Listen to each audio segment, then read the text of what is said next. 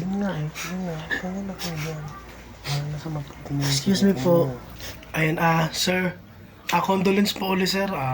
Ayun po, sir. Bale, since nalibing na naman daw po si tito nyo, bale, sir, tinatanong po kasi nung boss ko kung pwede na daw po makakuha yung complete balance para po sa service po namin, sir. Anong balance? Opo, bale, ano po, nakalagay dito, 16K. 16K? 16K? Eh, akala ko ba X-Deal to? X-Deal? Hindi mo alam yung X-Deal. Yun ang uso ngayon. Content creator ako. Ibig sabihin, yung service na pinrovide nyo dito, shout out ang bayad. Hindi ko lang alam, sir, tungkol dyan sa... Meron akong 12K followers sa TikTok. Huwag ka mag-alala. Shout out ko na lang yung purinarya nyo.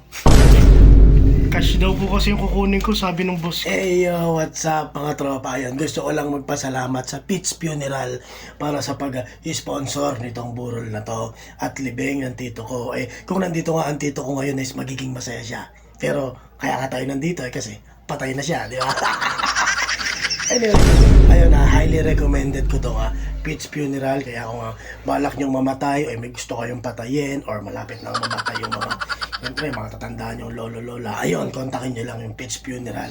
Sasalubungin ka nila nakangiti at talaga naman ma-excite kang mamatay. Kaya't ano bang hinihintay nyo? Ipaka-canvas nyo na yung mga mahal nyo sa buhay. Di ba pare? Anong pangalan ng ano nyo? Page nyo ulit. Sir, pasensya na po baka po kasi hindi po tanggapin ng boss. O di sige, putang ina, wag na. Bukayin nyo yung tito ko, sa iba ko ipapagawa yan. Ina, tinutulungan na nga kayo. Ito na shout out na Sige, okay na lang.